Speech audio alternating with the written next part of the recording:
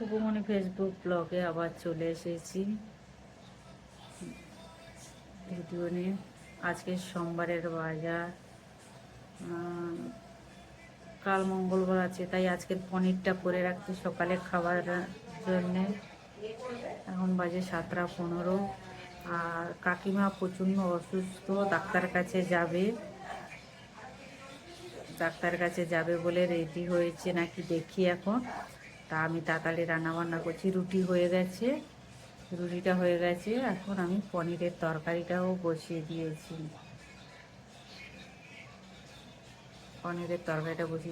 একটা তখন মনে হয় 6:30 বেশি বাজে। একটা আমাকে কে ফোন করে, সে যেই ভদ্রলোক হোক না কেন, তা সে আমাকে ফোন করেছে। আরে কথাটা বলবি, কথা না বলে চুপচাপ ছিলিস কেন? কথাটা না বলে তারপরে সে আমাকে হোয়াটসঅ্যাপে পাঠিয়েছে। আরে ভাই, হোয়াটসঅ্যাপে তোকে পাঠানোর জন্য আমি তো করিনি, তুই কেন হোয়াটসঅ্যাপে পাঠাবে? তো ফোনে কথা বলার দরকার ছিল, ফোনে কথা বলবি, তাহলে হোয়াটসঅ্যাপে পাঠানোর কি দরকার আছে? হ্যাঁ, কোনো যদি দরকার থাকে ফোনে কথা বল। তাহলে দেখতে থাকো কাকিমা রেডি হয়েছে নাকি। কাকিমা কি করছো? ডাক্তার কাছে যাবো বলে কি রেডি হয়ে গেছো? কার সাথে যাবে? ও ভাই শুটিংয়ে গেছে। ভাই শুটিংয়ে না, ভাই গেছে। ও হ্যাঁ, ইয়েতে গেছে। আরে বাবা, শান্তিপুরে গেছে। হ্যাঁ দেখলাম, ব্লগটা দেখলাম তো। ও গেছে আর দেবলীনা গেছে ওখানে। দাদা গেছে অফিসে। কাকিমাকে দেখে তোমরা বুঝতে পারছো প্রচণ্ড অসুস্থ, চোখ মুখগুলো একদম বসে গেছে। কাশতে কাশতে কাকিমার একদম জীবন কয়লা হয়ে যাচ্ছে। কোথায় ডাক্তার দেখাতে যাচ্ছ এখন বর্তমান? সোনারপুরে ডাক্তার দেখাতে যাবে। সুকান্ত নিয়ে যাবে কাকিমাকে, 7:30 আসবে।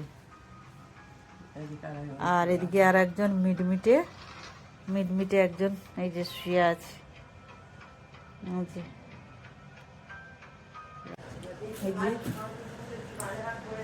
এই যে মেডোকারের দুধ দিয়ে আমি সর তুলে রেখেছি, বাড়িতে নিয়ে যাব।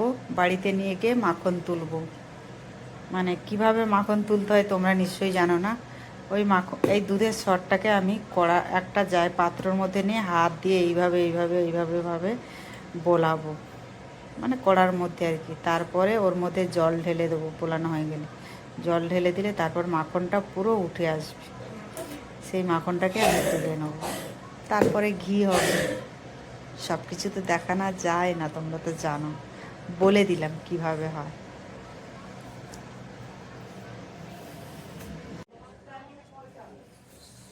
সরস্বতী পুজো কেনাকাটা করতে গেছি, কি আনবে জানি না। আমিও বলিনি যে আমার জন্য আনতে হবে, তবুও সরস্বতী পুজোয় অঞ্জলি দিতে যায়, পাঞ্জাবি আনতেই পারে ও, বা কাকিমার জন্য শাড়ি আনতে পারে।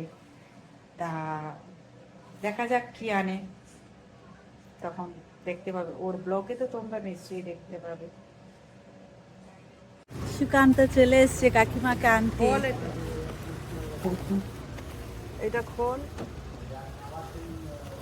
খোলো। সামনে সামনে যাও, ওই পাশ দিয়ে যাও। পরে টাটা দি। কোথায় যাব?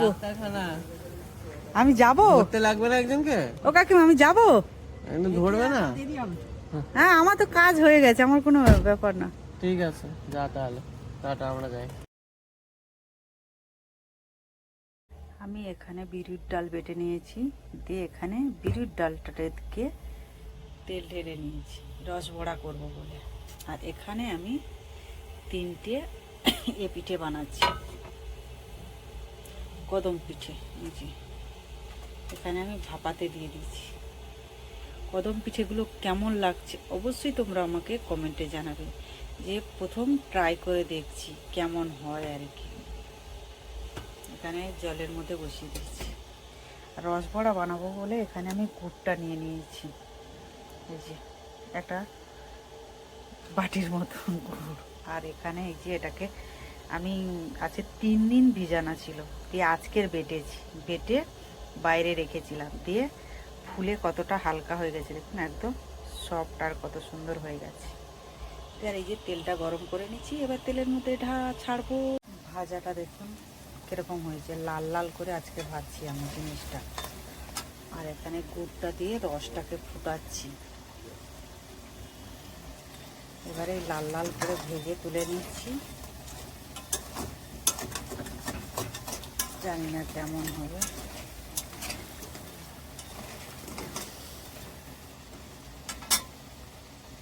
তেলপোটা কে কে খাও বলো? এই যে মাছের তেলপোটারে একটা সবজি তরকারি করবো আমি, মানে একটা পাঁচ মিশালি তরকারি মতন আর কি। আর এবারে এগুলো দেবো একটা রসবড়ার মধ্যে, রসবড়া করছি। ও বাবারে, এই গরম লাগছে আমার।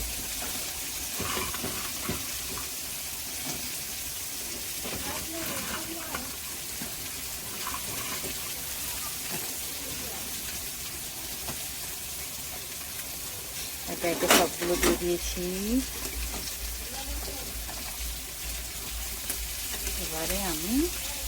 এবারে বন্ধ করে রেখে দেবো জিনিসটা, রসগুলো এর মধ্যে এবারে ঢুকবে।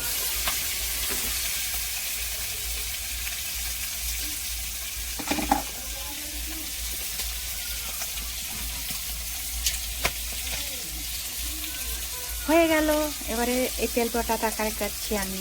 এই যে পাঁচ মিশালি তরকারিতে আছে বিনস আছে, সিম আছে, ফুলকপি আছে, বাঁধাকপি আছে, বেগুন আছে, আলু আছে। তারপরে তেলপোঁটা দিয়ে এই তরকারিটা আমি বানাচ্ছি। এখন ঢাকা দিয়ে দিলাম। তারপরে এদিকে দেখি আমার কি অবস্থা হলো। এটা দেখুন রসে একদম টইটুম্বু হয়ে গেছে, কি সুন্দর সফট আর নরম হয়ে গেছে দেখুন, একদম তুলতুলে হয়ে গেছে রসটা ঢুকে। এই রসটা আবার চাটনি টাটনি করা যাবে আর কি। আর ভালো লাগলে লাইক শেয়ার কমেন্ট অবশ্যই করবেন। Tata, bye bye. Khukumoni Facebook ব্লগে আবার চলে এসেছি ভিডিও নিয়ে। লাঞ্চ কী দিয়ে লাঞ্চ করবো? মটরশুঁটি এনেছিলাম, তোমাদেরকে বলেছিলাম মটরশুঁটির দাম অনেক কমে গেছে। এখন হয়েছে 35 টাকা, 30 টাকা আর 5 টাকা কেজি হয়েছে মটরশুঁটি এখন। তা আমি তার আগের দিন নিয়ে এসেছিলাম 500, তখন 50 টাকা করে বলছিল, 25 টাকাতে 500। আজকে যখন দেখি না আরও কমে গেছে, 1 কিলো নিয়ে এসে 35 টাকা দিয়ে এসে সেগুলো সব ছাড়িয়েছি, দানাগুলো সব রেখে দিয়েছি। তারপরে তার যে ইয়েগুলো মানে খোসাগুলো ছোকলাগুলো সব ছাড়িয়েছি, দিয়ে রান্না করেছি। এই যে মটরশুঁটির এই যে দেখো, এই যে এই চোকলাগুলো দিয়ে মানে ভালো করে ওর ওপরে যে আঁশটা থাকে সেই আঁশটাকে ভালো করে ছাড়াতে হবে, নাহলে হবে না। এই যে এর মধ্যে আমি অনেক কিছু দিয়েছি এখানে, মানে মটরশুঁটি আছে, তার মধ্যে কুমড়ো আছে, আলু আছে, ফুলকপি আছে, বাঁধাকপি আছে, পেঁয়াজ কালি আছে, বিনস আছে, বেগুন আছে, এত কিছু মানে 6-7 রকমের হবে হয়তো সবজি। সব সবজি দিয়ে এই তরকারিটা আমি বানিয়েছি। আর ভাতের পরিমাণটা তো দেখেছো, 1 কাপ ভাত নিয়েছি। তার সাথে আছে কাতলা মাছের মাথা দিয়ে তরকারি। ভাববে হয়তো যে বৌদি একা একা খাচ্ছ, আমাদেরকে দিচ্ছ না। না গো, দেবো না গো, আমার মাছ প্রিয়সী ভীষণ। আর মাছের মাথা তো একদমই না, দেবই না আমি মাছের মাথা। তারপরে এখানে আছে শুটকি মাছ। শুটকি মাছ কে কে পছন্দ করো অবশ্যই বলো আমাকে, আমার তো খুবই পছন্দ। এই যে আগে ভাগে সেনরা। তারপরে এখানে আছে মাছ দিয়ে ঝোল। মাছের পিসটা কোথায় রে বাবা, খুঁজে পাচ্ছি না। এই যে ফুলকপি আলু দিয়ে মাছ দিয়ে ঝোল, ধনেপাতা দিয়ে, কাঁচা লঙ্কা দিয়ে। তাহলে কে কে খেতে চাও চলে আসো। এই যে মাছের মাথা তরকারি দেবো না। দেখি মটরশুঁটির তরকারিটা কেমন হয়েছে।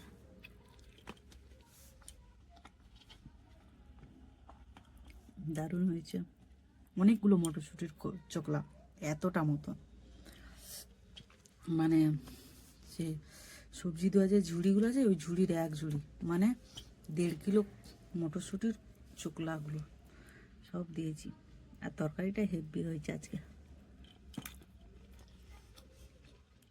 চলো,